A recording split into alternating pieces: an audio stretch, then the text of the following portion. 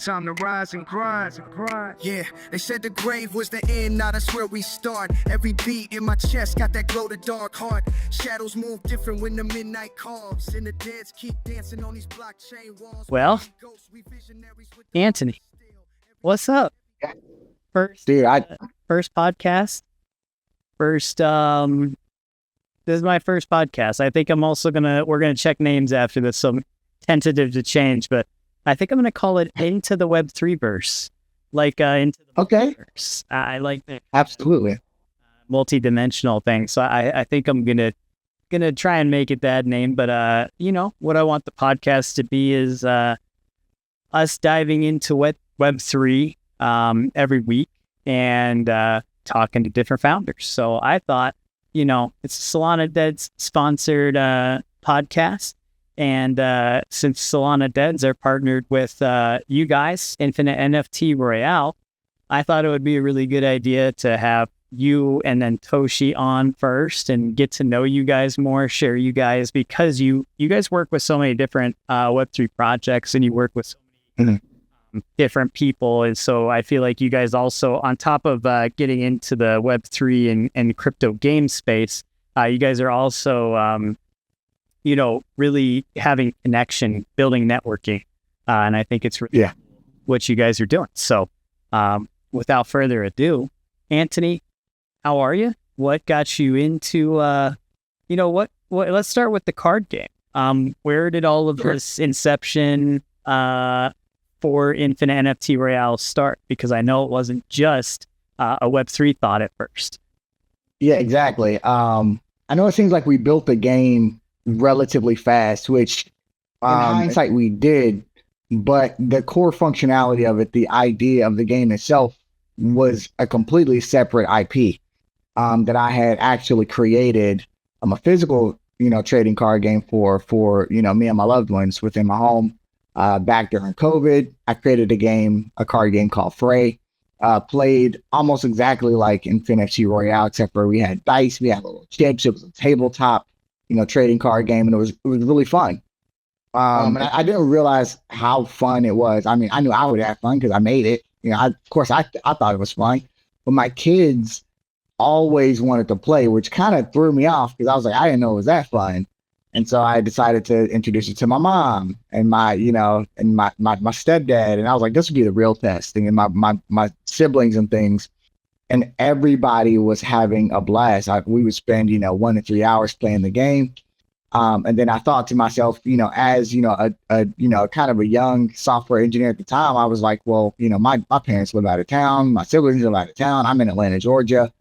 And, I'm pretty sure I could build this. Build a small web app for this, and then we could always play. And I had built that alongside. I brought Toshi along, who is my brother, by the way. I had brought him on to assist me in the build later down that pipeline, and we were pumping it out like we were turning it into a well-oiled machine, and it was a lot of fun to play. And tried to take the Kickstarter approach to get a lot of momentum behind the game. And we just did not do our research in that space. And ultimately, it didn't go so well. So we kind of shelved it. But we would come back. We knew that we would always come back to it because it was such a good IP. And Toshi kind of started to deep dive into the Web3 space around COVID time, and crazy enough, he was telling me, dude, you need to get into Bitcoin. You need to get into Bitcoin. Like, now's the time to get into Bitcoin. And then it hit the all-time high of like 67,000. And like, I just started buying Bitcoin, and then everybody massively dumped, and I was like, Bitcoin's trash. Sorry, definitely went through the ups and downs and the emotions of all that. But as he was getting into that, we kind of, diverged interests. He was diving deep into the Web3 space, building his community on Twitter. Joining. I think it was still Twitter at the time. Actually, that's funny. And then he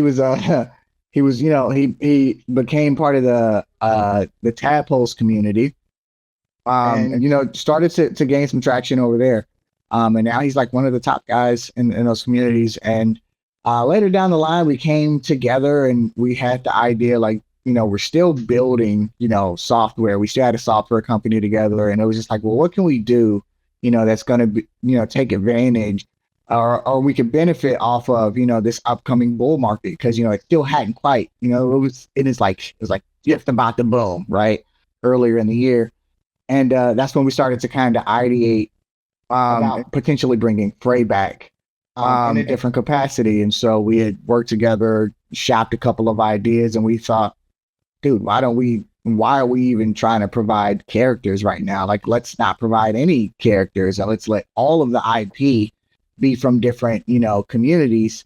And I'm not gonna lie, Toshi was a little, he thought it was a great idea, but he didn't know how receptive everybody was going to be. And I was just like, if anybody knows me, there's like, I'm just like, just do it, just do it. We'll find out. You know what I'm saying? Like, yeah, he says this thing to me now where it's better to ask for forgiveness than it is to ask for permission. It's not always true in every case, but in the realm of like, dude, let's just ask these people to do the thing.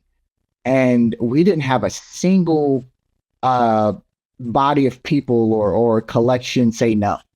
And we actually ended up getting overwhelmed because we initially thought we were only going to bring in 5 collections. And we had this influx of collections. And I think at the highest peak, we had upwards to like 19 collections trying to get in the game. And we're all like, we kind of can't, and so, we just kind of built the process, over the game over the course of, that 2-3 months. And then we released it, and just kind of dig into it. It's a 2D. It's a Web 2. We'll get into that in a second. 2D RPG style TCG featuring art from NFTs. I have t-shirts on the way with that phrase, so that's fun to say. But essentially, we decided we were going to take the Web 2 approach and introduce the Web 2 community to Web 3 through gaming, right? And just kind of make this single layer where people could join, converse, compete, and learn, right, about Web 3. And so it's been a raging success so far. I mean, we've done nothing but grow on a week by week basis. And it's been a lot of fun to play. And I know I said it's Web 2, but the beautiful part about it is that there's Web 3 integration already, right? You can purchase card packs with crypto. But we also will be adding a couple of different layer 2s, so you'll be able to authenticate through a couple of different layer 2s like abstract, base, and things like that. So we already have abstract integrated in the sense of like the code exists within the code base, but we don't have it to where you can like authenticate yet, verify things that may be in your wallet or whatnot. And so yeah, that's pretty much where we're at right now. And so we're building on the game week by week, and we're currently working on story mode, and it's been a whole thing, right? So it's it's been a lot of fun. And being here with you guys, like seeing you guys get into the the connecting with everyone. I think I'm probably guilty of a lot of the overwhelming of sending. I heard NFTs, card game collaboration with the Green Pill Collective and everything that we're all doing. I was like, get every one of the projects in. Yeah. It's funny too, with how I ran into you guys. Because when I ran into you guys, though, I had thought, because Toshi had reached out and he was talking about the GPC and vetting and stuff. And, so I go to Toshi's profile and I see tadpoles and I'm like, oh, cool. And I see InfinNFTRoyale too is a thing, but I was like, oh, okay, I think they're probably asking for this tadpole game. So I ended up spending 2 days vetting everything the tadpoles has. And I was like super stoked that it actually passed. And I go up to Toshi and I was like, hey, you guys passed the vetting. I wanted to sit and chat with you. And he goes, oh, cool. He's like, what did you look at? And I was like, oh, well, the NFTs and stuff. And he goes, oh, I was talking about for InfinNFTRoyale getting in with the GPC, and I was like, oh, yeah, bro. I just spent 2 days vetting tadpoles. He's like, well, I mean, I'm happy to like, be a part of them, maybe being onboarded and stuff. He's like, but it's not my project. So, it was funny because I actually went through and did a lot of research on tadpoles and stuff, and I saw Toshi as a strong community supporter and a strong time. Yeah. Yeah. So, I was like, oh, I'm going to like this Toshi guy. As soon as I realized that you guys had this card game, which I'm going to bring up here, all of the art of let me pull up one of the characters here. Yeah, you click that button in the at the bottom where it says character cards. Here they are.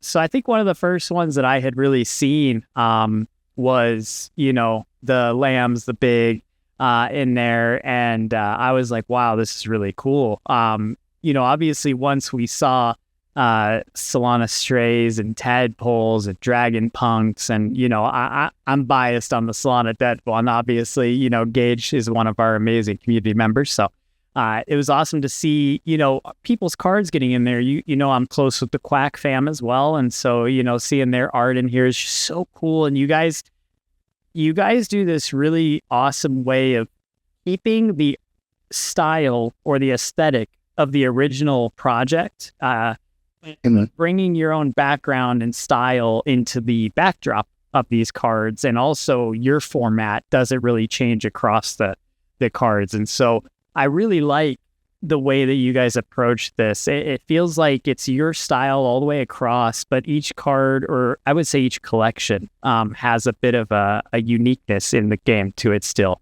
And absolutely, it was one of my favorite things that you guys did. And but with that, I also, when you guys started talking about, well, yeah, these people that have the cards in the game, they actually are going to get a payout. And I was like, yes. No way. And when you guys really broke down, which I'll let you go into and elaborate here, but when you guys broke down how this payment structure works, it maybe at the beginning, some people might not think of it as a lot if there's only a few hundred players, right? But 1,000, 10,000, 20,000, 100,000 players, 500,000, hitting that million player mark, which isn't hard with a solid game. You guys are building something that's going to facilitate a lot of growth financially. As long as we continue this push and moving forward with the game, I foresee, people being able to have their card in the game and make a few $100s a month. Absolutely. These card packs. And with that, I want to jump into that with you. What went into all the preemptive thought process? How difficult was it to really numerically build this out? Because I know that you guys were also very, very careful about how much you put in the game versus how much you pay out and how many people you have. And that was very exciting to me because you guys have a scaling plan. And that scale is really cool. And so I'd love you to be able to dive into, if another project comes in, let's pretend someone new's coming in. What would that look like when you're talking to that team about how this passive income can work? Yeah. So first and foremost, I'd love for you to pull up one of my favorite Solana Dead cards whenever you get a chance to. It's going to be the Wedge card. They are listed alphabetical order, so it'll be closer to the bottom. But digging into revenue share, how we're doing it, how we plan to scale, and even where we're going after that, it was really important for us to ensure that this was a true partnership, right? And in any true partnership, general partners split things 50-50, right? And so, for us, it was just one of those things where it was like, okay, well, can we afford to give, out 50% on these card packs or when a card is purchased? And, we looked at things like, well, yeah. And, we looked at things and we were like, okay, well, we can't leave out the NFT collections, right? Because we also want to be able to use the collections names in the game, right? And potentially the logos and whatever, what have you.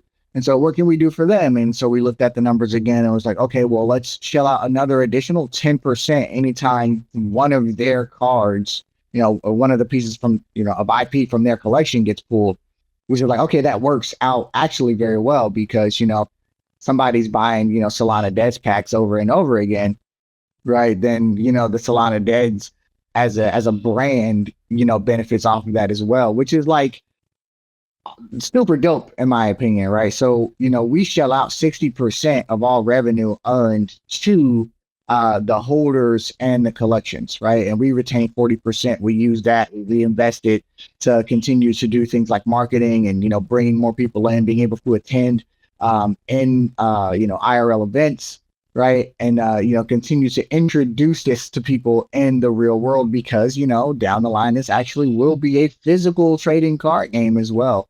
And if it does, as well as we think it'll do, we also see, potentially bringing on an anime counterpart, right? So we want this to be on par with Pokemon, Yu-Gi-Oh, Magic the Gathering. We want to be in the top names when it comes to, TCGs. And we think we have the capability and the capacity to be able to do that. Of course, we have to be strategic. We have to be smart. We have to move at a pace that is conducive to the size of our team.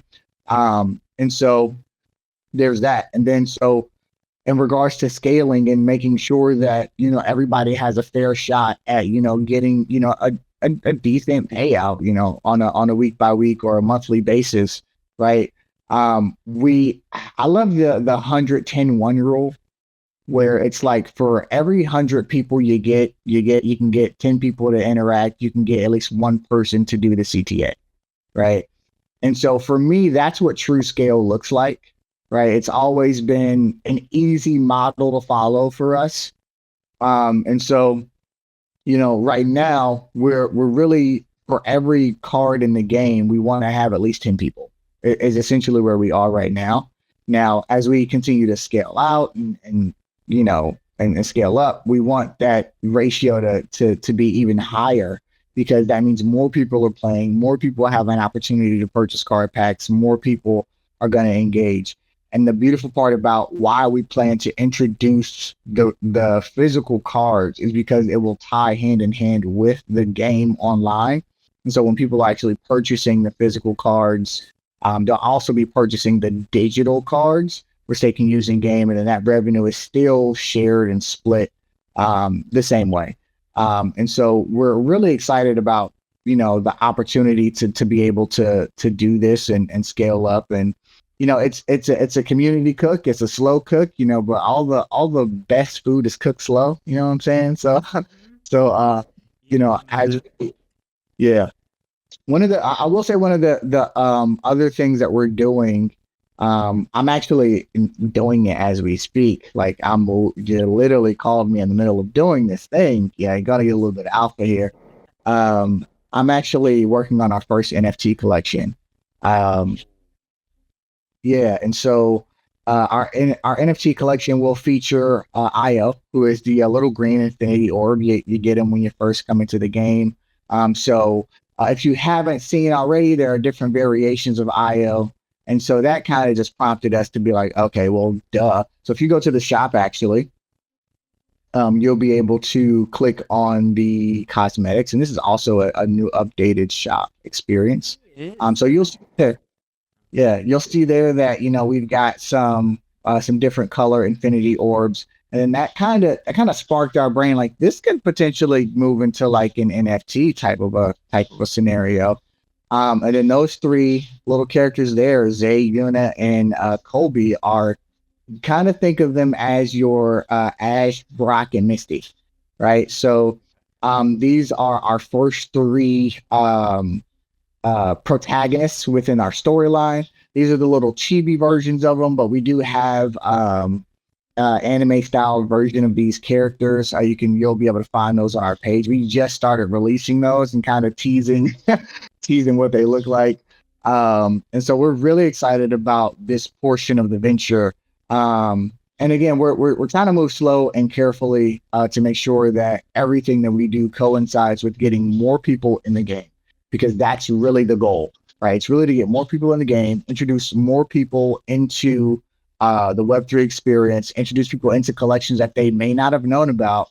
And then this is how we, potentially, support brands, right? So that is essentially what we've got going on. So, yeah. So yeah, here we are. And this is, yeah, I'm really proud of this. This is the new shop experience. There's a couple bugs in there. But the only bug is like you probably shouldn't do like the purchase from like the quick inspect, but whatever. The beautiful part about this is now that you can add multiple things to your cart and purchase all at once, because at first it was just like a one-off purchase, like buy one thing at a time, and it was kind of exhausting for our players. And so, we were able to meet them in the middle. But that was beside the point. I kind of fanned out about some of the stuff that we built. That's not important. It's important that you fan out. For me, let me actually go back. For me, looking at this, looking at, these cards and seeing that you actually even give the option, I didn't actually know this, that you could buy individual character cards. Yes. This is massive. This is so much bigger than initially than I had thought, in the sense of the packs. The packs are amazing because it gives somebody a random chance to make some extra, side money out of getting randomly drawn, and it's fair that way, right? So I absolutely. But going into this character side, this incentivizes each of these individual holders to go onto the timeline and put a link with this page on there, the store, and hey, absolutely, or support Wedge, or we know who the cards go to, and being able to actually, this gives people initiative to go promote the game, but also promote themselves. Because every time that they get someone to go and buy their character card in the game, not only do they get a unique or statistics for that card, but they're also getting themselves some kickback. And so it's exactly like trying to push the same card and just get cards sold. It gives it's almost like an affiliate program without having to have an affiliate system built into it. And that's one of the things that I really like about this, is there's ways for people to earn, but that also gives them incentive to share the game and help to promote and market for you guys, because they're going to benefit from getting more people to play the game as well. And so that is awesome. There's so multiple ways for people to earn and also grow the community and the project together. And so I'm excited. And, with what you said about the NFTs, sounds like you got some NFTs in the works. So, it's... we do. With that, does that complicate the game itself? Is the plan to have this essentially become a Web3 game, or will this always be Web2 first, with a Web3 separation in the NFT world that you're doing? Okay, so our connection's a little choppy, so I didn't quite catch all of that, but I'll have you repeat that to make sure I got the question correct, and then I'll try to answer. Of course. So with you guys doing an NFT collection and the game primarily now being Web 2, I'll change up the question a little bit to with the Web 2 side of this. Is there complications that arise from wanting to do an NFT collection and InfinNFTRoyale, or is this going to tie in together, or will it be two separate ecosystems that exist? Yeah, no. We actually think it works very well together. I don't foresee any complications. So essentially, some of the things that we're romancing is that if you holding what we're going to call an InfinNFT will allow you early access into different features of InfinNFTRoyale itself, but then have early access into the future games that we develop. And so you could consider it like an access card. So as long as you hold one, you're whitelisted for early access to certain, features and new games. The amount in which you hold would also affect you potentially getting like different perks. Like, for example, being able to have like your particular infinity orb in the game not only as an avatar, but actually as a playable character, because we will introduce a couple orbs into the ecosystem. So we'll ingest them into the ecosystem. But as it stands, it's still very much just going to be a Web 2 game with Web 3 integration. There, it will evolve into being like what we consider, what we'll call single layer, right? And what I mean by that is that it's both fully Web 2 and it's also fully Web 3. And you can come in from any inception point and still enjoy the game and have the same experience. And so, you know, if you do or don't have a wallet connected, the currency essentially that you operate with will essentially be the only difference, or one of the major differences when you interact with the game. And then also it will affect the rewards that you can get as well, because as you saw with the daily spin wheel, we're going to introduce things like you know, crypto rewards and like IRL stuff, you know what I'm saying, like things that you can actually use outside of the game. And so those will be things exclusive to like wallet connections. But again, this will be, you know, when we get there, fully Web 2, fully Web 3. And the NFT collection is really considerate like an investment into the game, right? Or into us being able to build this thing further, because that's really what this collection is even for in the first place. This is our first collection. We will release more collections relative to the InfinNFTRoyale, but we wanted to use IO as our inception point, just because it just makes sense. And I don't know, I'm just really excited. So hopefully I answered your question. You answered it perfectly. Okay, awesome. Now is, you know, and I know we have another meeting coming up in a couple weeks here for some more brainstorming. And now that you guys are talking about the NFT side, I already have some ideas. One of them, you know, instantly being, you know, you could have something where, you know, somebody mints an NFT and they get a card. Absolutely. And there's so many different things I'm already thinking of in that realm of not tying your Web3 NFT project into a game to make it have to be a Web3 blockchain built game, but to be able to still have that Web 2 to Web 3 compatibility. I love that you guys are doing that, because it's so important, in my opinion, that you and I talk about this a lot, but and we talk about spaces on X, you know, but it is so important to reach out to the IRL. It's so important. Yes. To hit the Web 2 yes. Because they are not coming to Web 3 on their own. So creating businesses and business plans that take for blockchain enthusiasts or builders to be able to create a business that is focused IRL Web 2, something that everyone that has access to the internet can get into and just start playing now, is huge. And then to have a system that can tie in, but not directly have to be always affected by the Web 3 and Web 2 differences. And so I love what you guys are doing, because in my eyes, I see this as a onboarding opportunity for anyone that enjoys TCG or digital card game type play, but they're going to softly get introduced to characters that they start to build a relationship with, or that they enjoy. Correct. And they're going to go, where is this skeleton from? Where is this tadpole from? Like, exactly. And then, you know, I know we've talked about having an area in here in the game where people can actually go and see what that project, all the projects that are in the game, and then being able to maybe get, you know, a link to that site from in game and go check out these projects.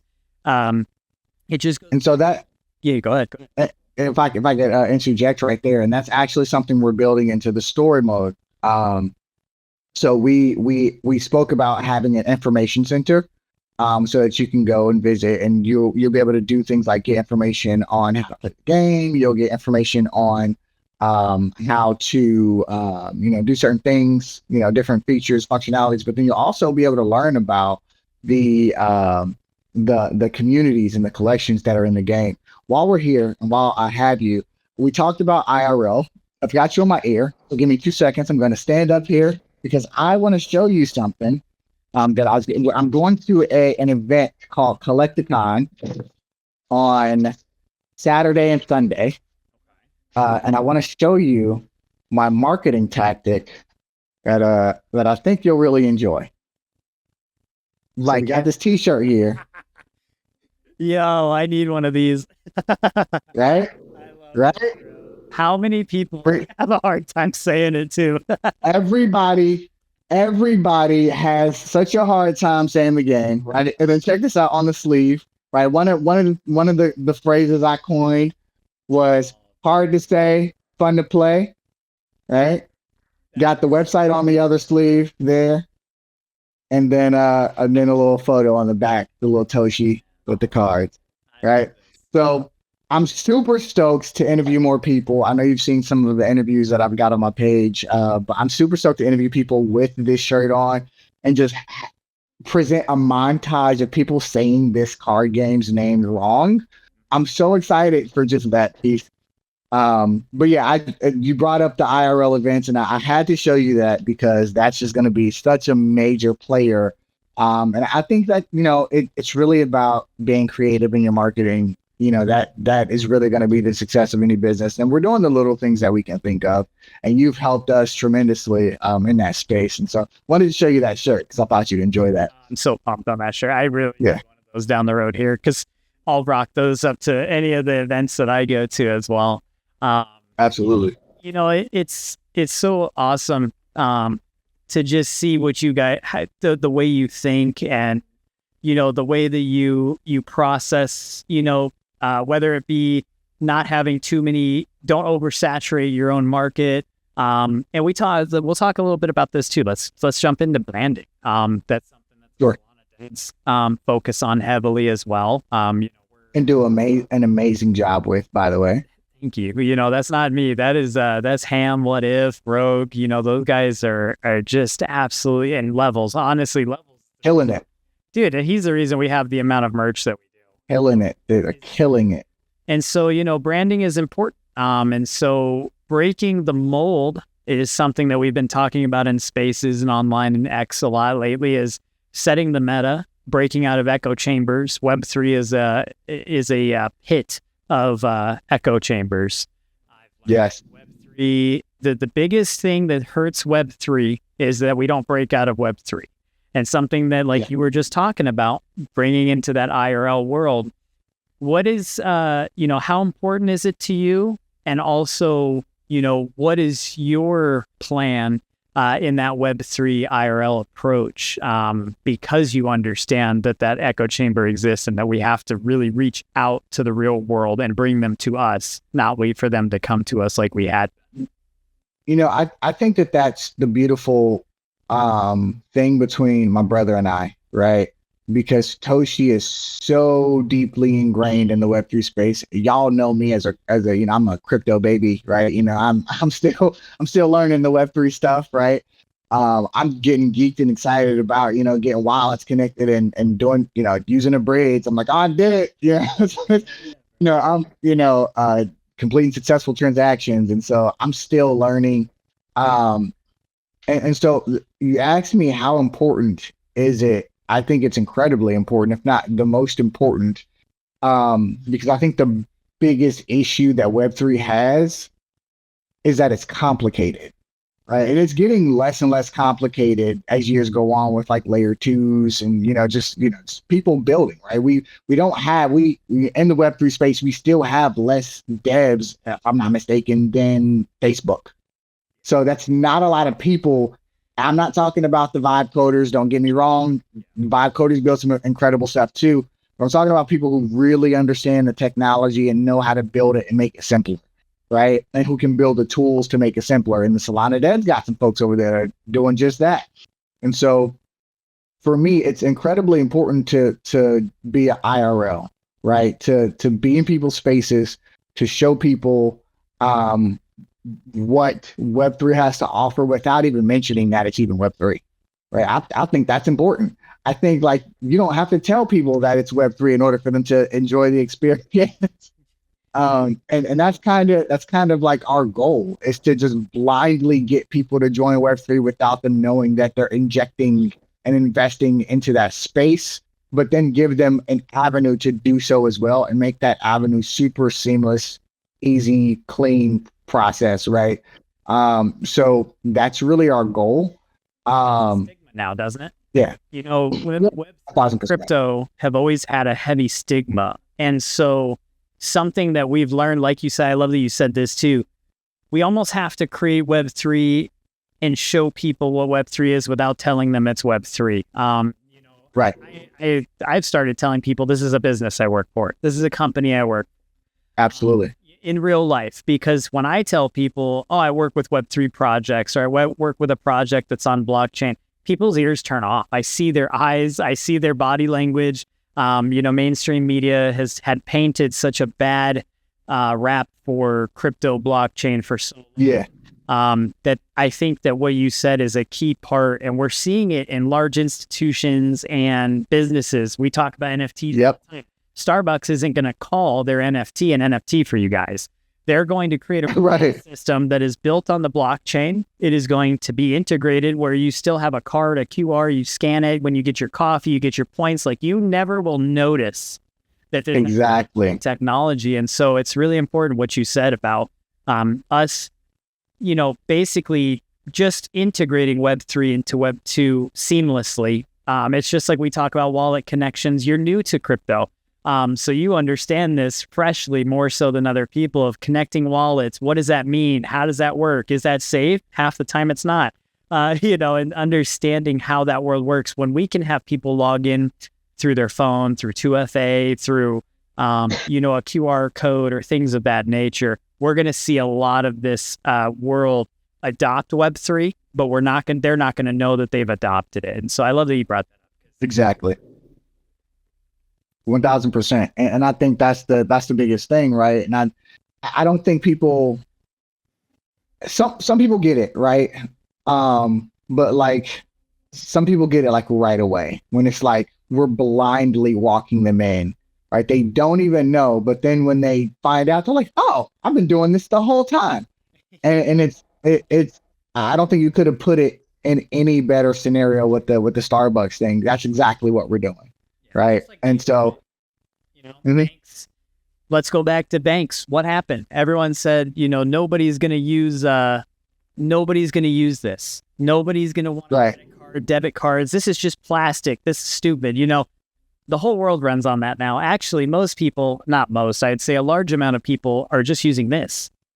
They're just tapping their phone on a screen. The plastic has gone away. Yeah, it's just a little chip in your phone now.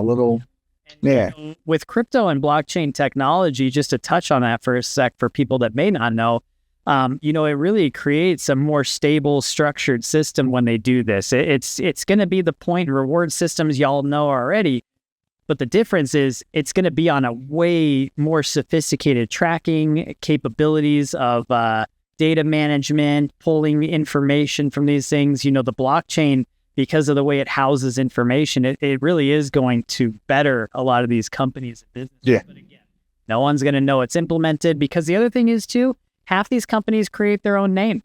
They're doing the exact same thing as someone else. And I love that they do that though, because it creates originality. It creates your own thing. It's just like Justin with the Central Bros, who I can't wait to also one of these. Oh yeah. It's like him talking about, how everything works and is enveloped, but he's like, we have to make this so that other people don't feel this. We need people to log in with their emails. We need people to easeability. How do we ease people in? And that's going to be a big talking point, I think, for a while, until we see more than 7% of the world adopted into crypto, because that is roughly where we're at right now, about 7, a little. Yeah, absolutely. So mass adoption is 50%. Mass adoption 50%. Yeah, and I think that's such a big deal. One of my first experiences of that, right, just logging in with an email, was abstract, and I was just like, that is what we need to be building, right? And this in the sense of the experience, right? Not abstract itself, right? But in the sense of like, because with your email, you get a wallet, and with that wallet, it's attached to your email.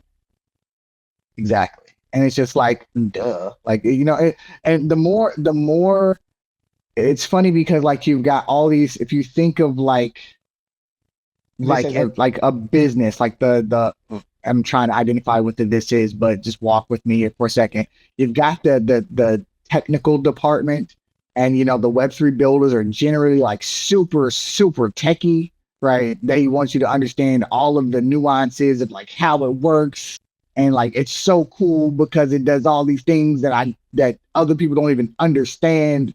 And then you've got like the operation side of it where they were like, I don't get any of that, but can we get somebody from marketing to make that pretty? Right? And so now you get people who are into marketing into Web3, and they're like, okay, I see how we can tie this all in and make this like super seamless. And now it just kind of like pulls everybody together to create this really nice ecosystem. And next thing you know, we're all on Web3 and we didn't even know. And that's just kind of what happened with the internet. Yeah, we're just, yeah, but sidebar, super sidebar. I know you've got more questions. I saw your cards and I noticed that you got like maybe one, maybe two characters. So if you pop open your rewards there, it probably says 0. But if you click the top middle. Oh, let me bring the screen up so people can see what I'm doing. Yeah. If you pop open your rewards there, top middle, with the little gift. Boom. Yeah, there we go. Got your little gift in there. Yeah. Oh boy, we'll do this live on this on the podcast here. Yeah, absolutely. This is awesome. So this is what it looks like too when you do get your cards. I love that. So you're gonna get 5 Zaporia cards. That's my NFT, so I'm gifting that to you for free. You're gonna need 5 because you're gonna need to be able to boost her attribute. She's got low accuracy, but she hits pretty hard. So you'll be able to boost her with those 5. And then we have a new pack opening experience. I wanted to share that with you while we were on the stream. So, and yeah, you should be able to. All right, we'll get a nice drum roll in the app post recording. Oh yeah. Oh, this is a tear. Oh yeah. Oh yeah, it's a tear. I love this. Oh man, this is sick. Notice it falls down in the background there. All right, nice. So click on one of the cards. Okay. I gotta click on the character card. There you go. Yeah. Boom. Yeah. Character card. Yeah. Now you can swipe through those. Yeah, you can drag them, or you can click the button, whatever you prefer. You can click and drag the card, and swipe it to the back there. Yeah, bro. Yeah. It's so clean. Yeah. So. Feels great.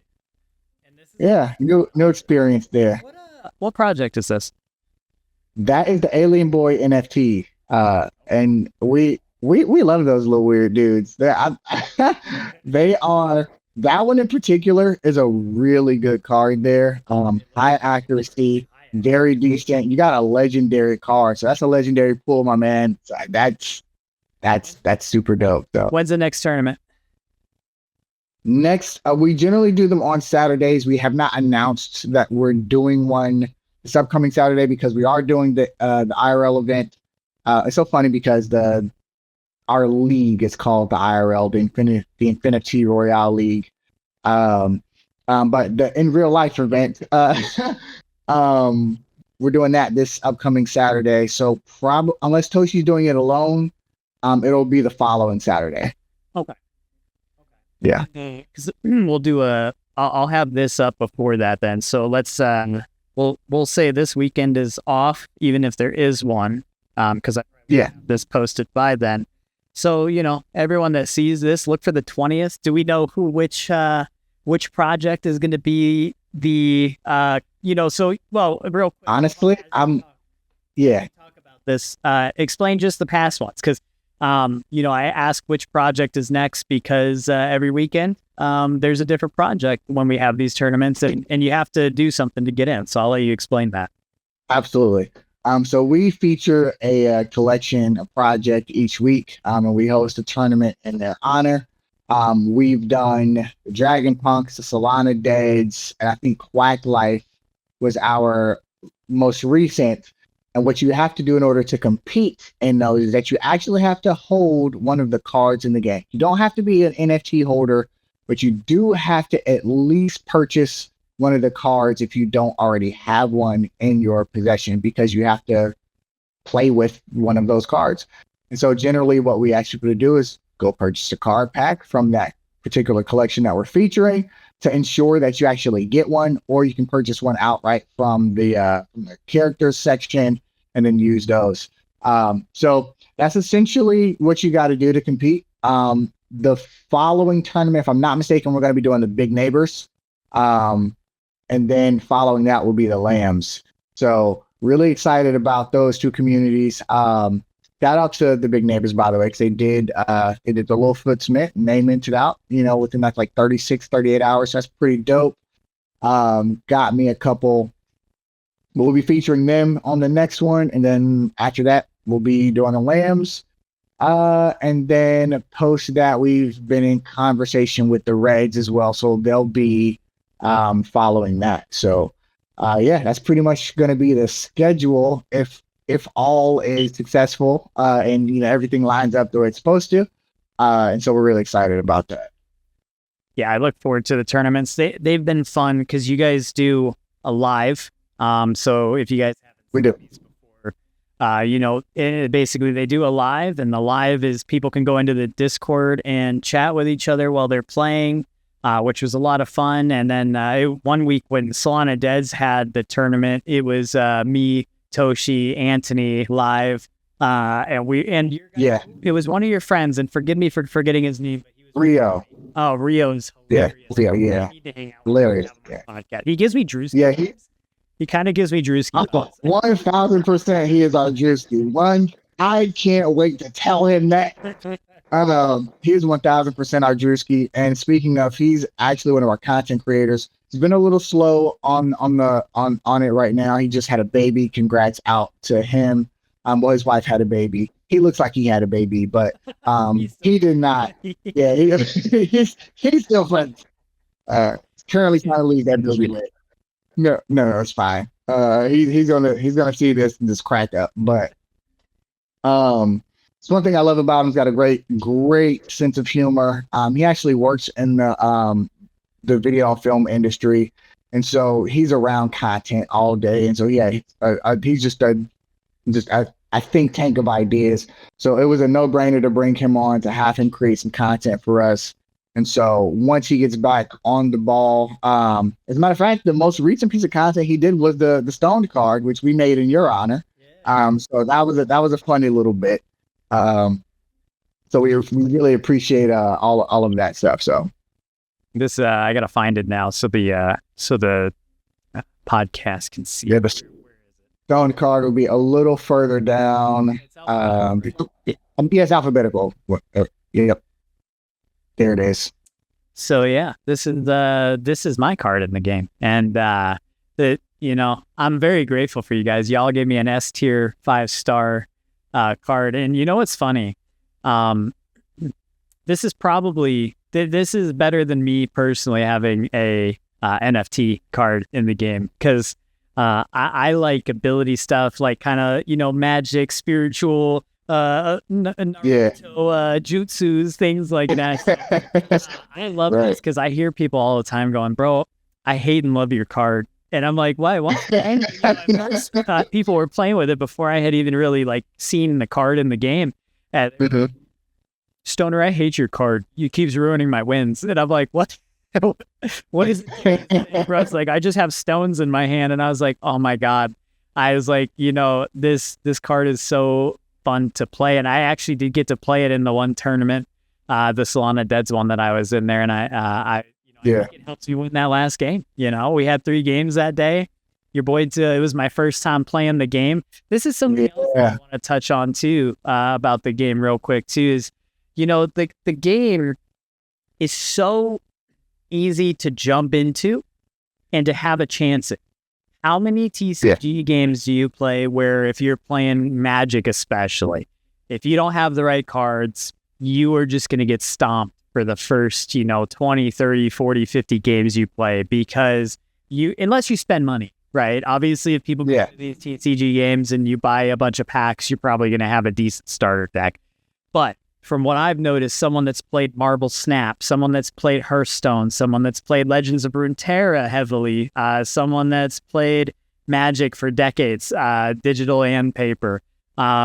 This is the only card game I've ever played that I could just hop in, get my starting batch of cards, and I bought that one pack so that I could have my Solana Deads that was in the game, which is how I got Gage. But with that, you know, I had pointed it out that day in a tournament. It was my first time ever playing. I was able to hop in, learn the game in 2 rounds, almost won the first one, but almost 6. And, you know, going from that game to the second game, and then you guys had told me some of the, you know, get your if your damage is higher, you need your accuracy to be higher too, or else you're going to whiff more. And I was like, okay, this all makes sense. And by the third game, you know, because I do consider myself a pretty decent card game player when I put time in. So for the third game to come up and me to be able to, I was confident about 5 turns before the game was over with the hand I had. I was like, I don't think there's a way I lose unless I get one shot. And I remember saying that in my head, and sure enough, because I didn't get one tap by somebody, I was able to play those cards in order and then stop the other person from being able to do anything, finish the attack, win the game, all within 4 or 5 turns, but on that, only my third game. And I didn't buy any other packs. And I just say that and bring that up because there's so many games that are pay to win. Even if it's not pay to win in the sense of you paid $1,000 over $500 and you just win because of that. A lot of times people just pay enough money until they get the OP cards and stuff like that, which kind of leads me into another question for you. Yes. This and building, how has, obviously in card games, balance is one of the key parts of any game or any card game that comes out. It has to be well balanced. How has building a balanced battle card game for you guys been? And what is that process like? Have you had to buff and nerf things, or did you guys kind of hit this nail on the head in this original launch on the paper build? Well, fortunately, we haven't had to nerf anything. And that was because, again, we didn't build this from the ground up. It kind of came with a higher level of understanding because we had a previous game that this was essentially built on top of, right? So we knew how we wanted to do the leveling system in terms of like attributes. So one of the things that isn't really communicated well or even at all in the game is that the different rarity types come with different attribute limitations. So like your common cards, if you add up all their attributes, it counts up to 18. Uncommon, if you count them all up, it's to 19. I think rare is 21, I think. And then epic and legendary are a little higher, so 23 and 25, if I'm not mistaken. But even with an uncommon or a common card, you can still win the game. One of the things that we introduced, and the reason being is because, depending on your deck, how you set up your deck to support your character. So this is that's a great card to use as an example, actually, the Zaporia card. I saw you had it pulled up. I think Zaporia's accuracy is pretty terrible, right? But there's a couple different ways you can play with her, right? We've got a ton of cards that are trap cards, debuff cards, and you can kind of stay in turtle mode because she has high defense, right? You can kind of boost her defense and just kind of play with asset cards, right? Or you can do what I just did for you, which was I gave you 5 Zaporia cards. So you essentially, you know, when you are matchmaking and you're in the lobby, selecting your character, that's when you have the chance to boost, what we call boost your character. I think essentially what that looks like is that you burn an additional card to buff an attribute. And so if you wanted to, you could buff her accuracy 4 times, right? And now she has an accuracy of 6. And so now naturally she's hitting at 60%, right? And so that's I think, so you can still win with, you know, uncommon and common cards, especially if you understand how to build your deck and support your character based on that. So, you know, really, really interesting stuff there. Do me one solid, if you are going to play around, I don't know if you are, before you do, you would just tap that little info box at the top and turn bots on. But Okay. So but we'll play one just so that I can have it going while you're talking. And I'll put all bots on. I wanted to go into here because I knew I had to be in this, right, for the card. I want to show. Yeah. So what you want to do is, close that out, and then you'll click select deck or whatever I think it says at the bottom, and then go over to Zaporia. In the top right hand corner, you'll see it says you have 5 cards, and it says you have 4 available boosts. Oh, you have 6. Yeah. Oh, nice. So you have 5 available boosts, which you can only boost your character up to 5 times anyway, which is great. So you essentially would just click on one of those icons in the box there, and then in that blue box underneath your character card. Yeah, so boom, you would click them, and then that would show you how many times you're boosting or boosting that character. Oh, I like this. Okay. Yeah, and so do you do these every time you go into the game? Can you allocate every time, or does this lock? So here's the caveat, and this is the one thing that we love about our game is that technically yes. Now here's how it works though. I think boosts stay applied. You can only have 5 boosts applied at a time. The last rule to boost is that here is that your attack and your accuracy can't be above, I think, 15 or 16. So collaboratively added together, they can't go above that number. That's how we keep it balanced. So that's just your base, right? And then your accuracy can't go above 8, right? Your base. But when you're in the game, you can obviously play cards on yourself, make those go as high as you want them to go. So now if you lose with a boosted character, you will lose all of those boosts permanently. So those cards that you burn to boost that character, you lose, right? But if you win, you get to keep it. So your card stays boosted as long as you win. So it's a risky thing, but it gives utility to when you're opening card packs that you've gotten for a reward and that you've purchased, and you've got multiples. So it's like, well, how do you provide utility to the multiples, right? And so we were like, oh, let's allow them to boost. So you would turn bot fill on there, and then boom, you'd save that, and then you'd be ready to go. After you selected, your character and stuff. I think, but that's essentially it. So, it's, I think. Yeah. So now I see that you did not boost Zaporia. I was like, I don't even know if I'm going to necessarily finish this one. So yeah, fact. Exactly.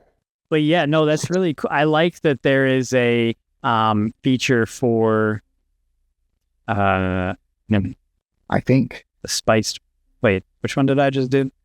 This one? So you would click, if you want to use it on yourself, you would click apply and then confirm, right? And then confirm it down at the bottom right. Boom. And now you can use it yourself. I played. I can't tell you how many people I boosted. All of a sudden, Rune Lord had accuracy, so I didn't know which card I was burning on him. Exactly. And I think actually this is an updated UI, different from what you were used to, because we only had 3 buttons at the time. It's why we added the use it button, right? We wanted to make sure that if you click that button, you use it on yourself, right? Clicking apply it would actually, you just ran out of time, but clicking apply it would apply to the first, it would just automatically select the first living character, but you can change by clicking on who you want to use it on, just by clicking on him and then, clicking confirm. I think new too. You haven't seen that. Yeah, the little animation? Yeah. I haven't seen that. That I'm getting to play one of these rounds during the podcast here, because so we've updated the first alphabetically the first 20 characters to have their second they're getting hit animation.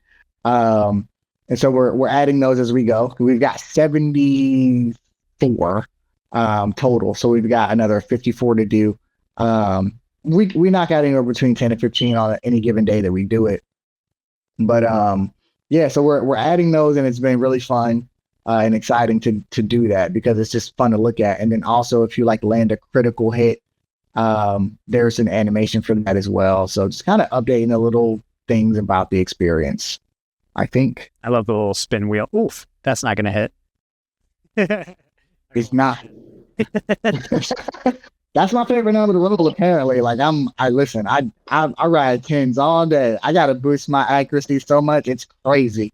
And for you guys that are watching this while we're talking here, you know, that's one of the things you have to keep in mind is your attack level versus your accuracy. If your attack is way higher, then do you actually want to explain how the attack and accuracy number differences range can cause that accuracy difference, or why the accuracy won't hit on a high roll?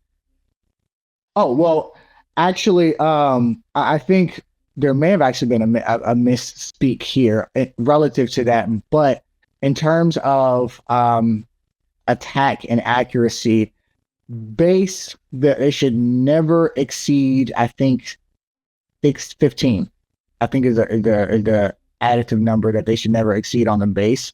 So if you generally if you have higher attack, you generally have lower accuracy, or like extremely low something else, right? It could be health or defense, whatever the case may be. We try to balance the cards really well. So like if you're stacked in a particular area, you're also stacked in another area. There are balanced cards that are just kind of like equal all the way around. But when it comes to your accuracy, whatever number you have as your base, so for you as a 2, that is your critical number, right? So if you land that, so there's a critical hit. So if you land on that number, you'll do +1 damage. But then also you have to roll that number or below to land an attack. And then your spin wheel goes up to 10. So it's 1 through 10. So right now, if you do the math, you got a 20% chance of hitting somebody with your base accuracy. So Zepporia is pretty blind. There's a lore behind, you know, she's just a kid. So there's lore behind that. But with that being said, when she hits pretty hard. And so she's one of the characters is kind of built to last. You boost and buff the health and accuracy, or the health and defense, and just kind of try to outlast everybody else, which you absolutely can do. And then there's another key to attacking specifically, actually. Oh yeah, there's emoting. I don't know if emoting was a thing when you were playing last time. It was throwing little. Okay, cool. Center shades. Yeah. My go-to. Yeah, absolutely. If you actually click on any other character platform, another thing like with the attack power, so you have an attack power of 5, but if you see there, looking at this character, you do -1 attack to this person. So instead of doing 5, you would do 4, unless you did a critical, and then you would do 5. And unless you had your attack boosted, then you would do whatever number that is. And so I just by accident. you don't want to do that. No. Too late. But yeah, so that's a debuff card, and so we've got all types of cards. That's one of the newer ones. So we've got some buffs, some debuffs, some trap cards, specialty cards, finite cards, which are technically not finite right now, so everybody gets to enjoy those for now. But essentially what a finite card is it's a craftable card, essentially. So it's a card that takes other cards to craft it. And once you use it, it's done, right? So that's a finite card. And so those are typically more powerful. They're indicated by a red border and an F in the center, middle, left of the card, whereas the specialty cards have an S on them with a blue border. Oh no, dude, I need to read these better. And it was wrong. Yeah, so that gives you +2 on all your attributes except your accuracy. It gives you -2 on your accuracy. And just for those of you who are watching, yes, your attributes can go negative, which is super hilarious. I just wanted to show yeah. Just wanted to show yeah. Everything except your health. Your health goes to 0. You're kaput. But everything else can go to negative, which is super funny when you're debuffing other players, because like they don't have a chance to like get their accuracy up or get their defense back up, and it's just like they're dying to do that. And so it's What so What happens if you run out of cards? Some games have punishment if you run out of cards to draw or play, and some games don't. Some games will let you just ride out and see if you can outlast the other person. So what happens with decks and running out of cards? So definitely the latter. So you just run out, and that's you gotta figure it out from there. You better attack your way out of there. But yeah, that's pretty much that. We haven't thought about, and again, we're still building. So even the idea or thought of, punishing for running out of cards is interesting and something that I maybe need to talk with you about and how the mechanics of that works. Because who knows? We're definitely talking about introducing different game modes and things like that. Like in Fray, I know you're gonna love to hear this, and it's probably gonna get a lot of feedback if people get this far into the podcast. But in Fray, we had at the beginning, it would tell you after so many turns a boss was gonna appear. So after so many play cycles. So after everybody is gone, for example, 4 turns, then a boss would appear, and that boss attacks everybody at the same time. And that boss is like extremely powerful. And so you have to work together to beat the boss. So here you are in an ecosystem where you essentially are all enemies, but you all have a common enemy, right? Because if the boss kills you, you all lose, right? And so it's really, at that point, it becomes, okay, support me so I can, land this attack, or, you know what I'm saying? Or heal me so we don't all lose. And so it really becomes a collaborative effort. And we've talked about we've talked about potentially bringing boss battles into this game. But we'll see. Maybe it's something that we push for season 2. And so on and so forth. So, just it doesn't even have to be season 2 per se, that just to put less pressure on y'all, but knowing that there would be a raid boss setup. I love raid boss stuff. I'm a big MOBA player. I played MOBAs competitively for teams for about 5 years on Twitch. Yeah. I am all about raid boss, or like having that moment in a game where you got to take Baron down or a dragon in the middle of a match. So I think that would be great to have a really, maybe each collection has one NFT that is a raid boss. And those so you get to pick what do you want to fight the Solana Dead's raid boss? Do you want to, and then it's 6v or 5v1. And as he maybe hits every time, has 50 health, 50 armor, stuff like that.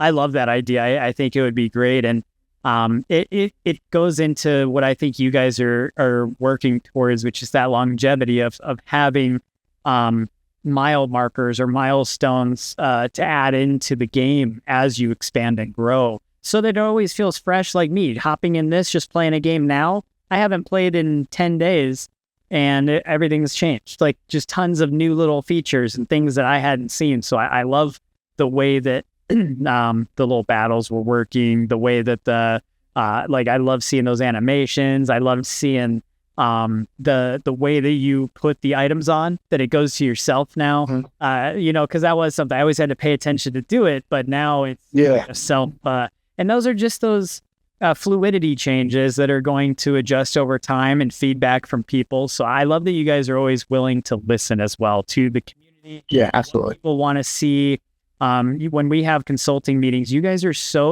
one of the projects that just, dude, Toshi, I'm writing this down. This is awesome. I've got a whole page. Yeah. I'm like, dude, I love that these things, we can put our minds together and come up with these amazing features and additions, because, it's just like Nike. Nike has never sat still, right? If you look at these large companies like Adidas and Nike, they have been putting new types of shoe, new types of this, new technology, even though we don't see it as a consumer, realistically, these products and things have been changing for decades, and having more comfortability, more sleek styles, different shoe, and that's the same thing with you guys, having different areas every time someone comes in, or different spots for people to, see different things, or the animations are upgraded this time, and this user interface is a little bit easier. Even if people don't notice it, they're going to just do these things and have this, oh man, this game runs smooth. That's how you know if you've done it right too, in my opinion, is when you have people that go, oh, this is clean, or this is smooth. Those compliments for coders, developers are huge, because they're like, oh, thank God, it's easy to use, it's navigatable.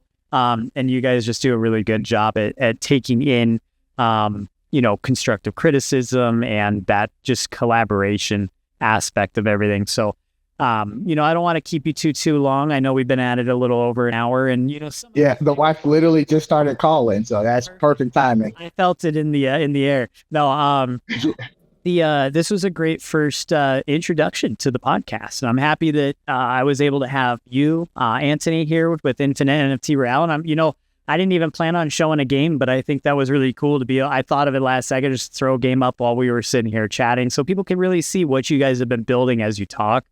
And I just thank you for creating a game and just having passion in this. I know that a lot of people are very excited. We have so many community members that are in this game a lot. They spend a lot of time in the game, and they're wanting more people. So I know that with this video and more things that we do, it's just going to get bigger, larger, or the community scale of this. I can't wait to see it grow. So if you guys haven't checked out InfinNFTRoyale, all you got to do is go to InfinNFTRoyale.com. You don't even have to say it right. You just have to type it right. So you got to get in there and get your guys' games in. With that, we'll be having you back on in future podcasts. I love talking with you and just spending time with you. So absolutely. These are great ways for us to hang out, but be productive while we do it. So exactly, right? Thank you for taking time on this Tuesday to hang out with me and chat about everything. I look forward to everything that InfinNFTRoyale's working on and going to bring to the table. We'll update everyone and do another podcast once we see your guys' Web3 NFT collection launch, and we'll have. Heck yeah. Absolutely. Sounds great. Thank you so much. Yeah, brother. Thanks for stopping by. We'll see you next time. Thank y'all. From the pain to the shine, ain't no limit on the love when the fam all aligned. We the deads, we rise with the moon in the night sky, lighting up like a tune.